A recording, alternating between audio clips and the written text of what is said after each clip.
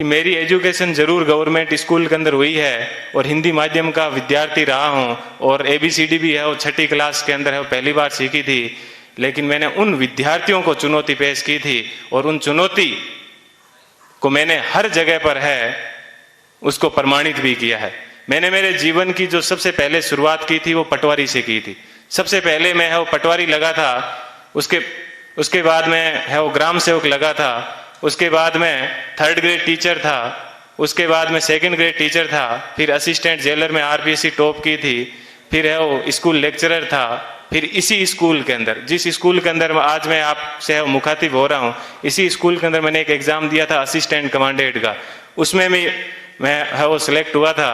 और उसके बाद में कॉलेज लेक्चरर भी मैं है वो रहा था और फिर आरएस 2012 के अंदर 108वीं मेरी है वो मेरिट आई थी। तो उसके मैं वर्तमान में है वो राजस्थान तहसीलदार सेवा के अंदर हूँ और वहां पर भी मैं एक आपको बात बताऊंगा। देखिए ईश्वर अपने से क्या चाहता है, कब चाहता है कि अपने को जीवन में कभी भी उदास नहीं होना चाहिए। आरएस के अंदर मेरी 108वीं मेरिट थी और उसके अंदर मेरे को डीएसपी मिल रहा था, लेकिन दुर्भाग्य ऐसा रहा कि मैं है वो फर्स्ट वेटिंग में रह गया। थोड़ा सा मुझे दुख हुआ कि यार अपन फर्स्ट वेटिंग में रह गए और उसके जस्ट 1 महीने के बाद में है वो आईएएस का एग्जाम था दिसंबर के अंदर।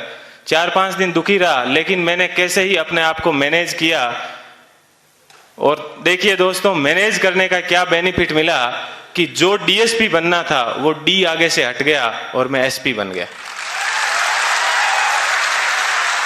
बात यह है कि अपन जीवन के अंदर चाहते क्या है, अपन अपने आप को कितना डिवोट कर पाते हैं।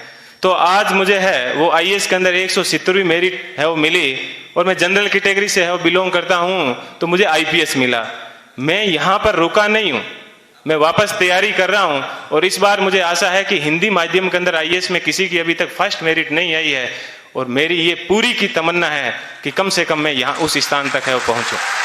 कि जीवन आपको सिर्फ कहा जाता है कि 84 लाख योनियों के बाद में एक बार आदमी को जीवन मिलता है, तो बहुत ही शानदार आप लोगों को है वो जीवन मिला है। इस जीवन को आप एंजॉय कीजिए, कभी भी घमंड मत कीजिए। चाहे आप जीवन में कुछ भी बन जाओ, हमेशा बेहतरीन रहिए और हमेशा दिमाग में एक बात ध्यान रखिएगा कि मुझे किसी मैगजीन के कवर पेज पे आना है। मुझे भी जीवन में उसी दिन खुशी हुई कि इस बार जब पीडी के ऊपर सब जगह पर मुझे कवर पेज के ऊपर है वो जगह मिली।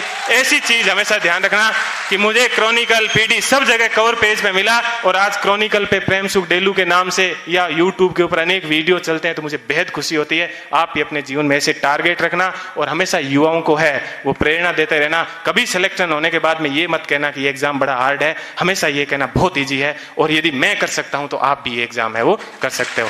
एक बार पुनः आप सभी लोगों को है वो मेरा धन्यवाद।